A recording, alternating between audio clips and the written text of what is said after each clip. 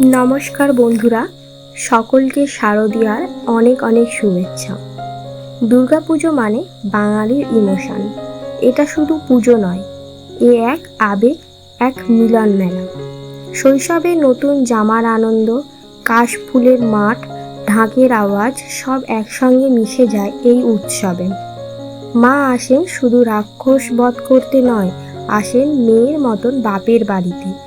তাই দুর্গাপূজা মানে ঘরে ফেরা, প্রিয়জনকে কাছে পাওয়া আর হাসি খুশির ভিড়ে এক অদ্ভুত উষ্ণতা। আজ আমি আপনাদের শোনাবো দুর্গা সপ্তমীর পুরাণ কথা। ত্রেতা যুগে রাক্ষসরাজ মহিষাসুর স্বর্গ দখল করে, সবাইকে নির্যাতন করতে থাকে। দেবতারা তখন ব্রহ্মা, বিষ্ণু ও মহেশ্বরের কাছে প্রার্থনা করেন। 3 দেবতার তেজ থেকে জন্ম নেন অদম্য শক্তির অধিষ্ঠাত্রী দেবী দুর্গা। দেবী প্রতিজ্ঞা করেন যে তিনি মহিষাসুরকে বধ করবেন, কিন্তু যুদ্ধ শুরু করার আগে তাকে অস্ত্রশস্ত্র ও পূজার মাধ্যমে আহ্বান করতে হয়। কথিত আছে সপ্তমীর ভোরে দেবী দুর্গা গঙ্গার জলে মহাস্নান করেন, তারপর কলাবউ বা নবপত্রিকাকে এনে দেবী রূপে প্রতিষ্ঠা দেওয়া হয়। নবপত্রিকা হলেন প্রকৃতির প্রতীক, যেন দেবী নিজের সঙ্গে সমস্ত প্রকৃতিকে মর্তে আনেন।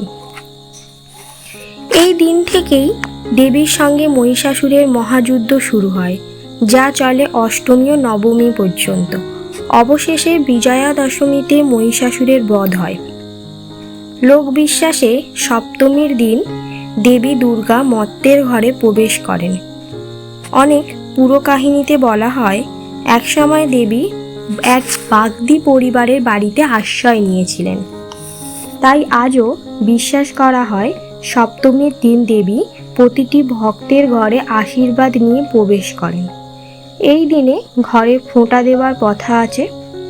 বলা হয় যেহেতু দেবী যুদ্ধের জন্য প্রস্তুত হন, তাই ঘরে ফোঁটা মানে তার আশীর্বাদ আহ্বান করা এবং অশুভ শক্তিকে দূরে রাখা।